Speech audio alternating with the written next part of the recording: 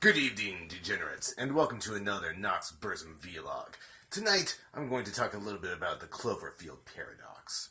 Now, this is currently streaming on Netflix, and they made the probably smart move of releasing this directly after the Super Bowl with no actual commercial campaign for it at all whatsoever. Very, very risque. And after viewing the movie, I kind of frankly see why. The movie's not exactly the crowning jewel, if you will, in the Cloverfield crown, as it were, I suppose you could say. There are problems with the movie. It's good. It's bad. I've learned from watching other YouTubers' vlogs that, in fact, the story started out as a shelved script of another variety, I guess, that was added onto in certain parts to make it part of the Cloverfield universe, make it more cohesive. Basically give an excuse for, I suppose, the origin story of the Cloverfield monsters themselves. Now, I don't really know why anyone felt that they had to do that again. It quite obviously fell from the sky at the end of the first movie, so I don't know. At any rate, so this is the third movie in the lineup, of course, after 10 Cloverfield Lane and the original film. It was okay. I give it 2.7 out of 5 total. If you want to stop right now, you can, because that's my opinion of the movie. 2.7 out of 5. But if you want to stick around for a little bit, awesome. So here's the deal. 10 Cloverfield Lane is a decently acted out film. Even though there are no big name actors or actresses in it, it's actually very well done. I was trying to think of something more intelligent to say, but I can't, because it just is really well shot. The edits in the movie are great. The background music is great. They do some really creative death scenes, actually. I was very impressed with their use of physics in space. Who'd have thunk it? A horror film in space, where actual deaths occur because of outer space, instead of just a creature. So that was fresh. I liked that. I never said I didn't like the movie. I just said it's not the strongest in the series, frankly. Because it's not. It's really, really not. But it's decent. As long as you like sci-fi films. So at any rate, the whole plot is essentially this. It is the near future, so probably 40 to 50 years from now. And the Earth is having fairly believable shortages of energy products, like coal, gas, oil, that sort of shit. Probably wood too at this point, because it's been pretty well made. You can pretty well make the assumption, I suppose, that the Earth has been strip mined.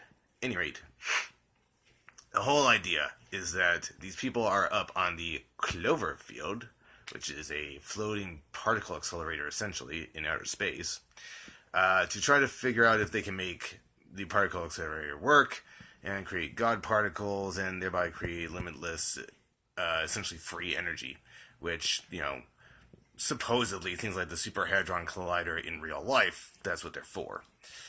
I've never seen one work. I'm also not a scientist. Ha! Anyway, so they go up, they're there for 2 years, and then finally they're successful. And they collide particles, and then they collide with a parallel dimension of themselves, and all sorts of wacky ass shit goes down, including what I consider to be an arguably pointless false red herring. Well, I guess I should be more accurate, because red herring is a falsehood, but this feels forced. Essentially, the German guy, I can't remember any of their fucking names offhand. I'm sorry, this was a couple of days ago that I watched it, and not all the names were real memorable. At any rate, the German physicist, essentially, it's found that his doppelganger in the alternate realm was working with German High Command, and for whatever reason, they were having the whole experiment sabotaged by him. This, of course, gets him locked up, and then he gets let out, presumably by a disembodied hand from one of the other crew members. The crew members then figure out, of course, what's going on, because there's a guy who starts spewing worms. There's a woman who is stuck inside of a bulkhead, like in the wires and shit, like they're coursing through her, which was really cool. What this movie did right, it did really right. And one of the things that it did really right was that it did its special effects really well. It knew how the hell to save that budget. Any rate, so there's a couple of rather impressive death scenes, including one where the woman is imploded upon essentially by ice. And it is because they have collided with the alternate realm, and in the other universe, the Cloverfield is currently sinking in the ocean. So it gets in both of them. It's neat. At any rate, the special effects are great. The whole thing ends with them, of course, getting the particle accelerator to work, and then jettisoning in an escape pod back down to Earth.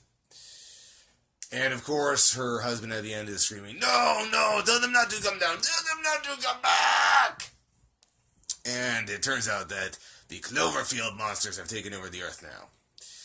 And this thing is like the size of fucking Godzilla. I don't even know how big it is. It's fucking enormous. So, that's what they jettisoned down into. I don't know. It's an okay movie, and at some point in time I might do an in-depth analysis on it. The parts that were tacked on to make it Cloverfield felt forced. I won't lie. Like I said, that was the weakest part of the film. But apart from that, it's a fairly solid sci-fi film. If you completely X out the fact that it's Cloverfield related, you'll probably have a pretty good time. So like I said, 2.7 out of 5. So you can round it up to 3 out of 5 if you really want to, but I don't. So, hint. Any rate, I'll be back with more vlogs later. Keep it sick, keep it twisted. Peace out, degenerates. Keep your metal. Bye.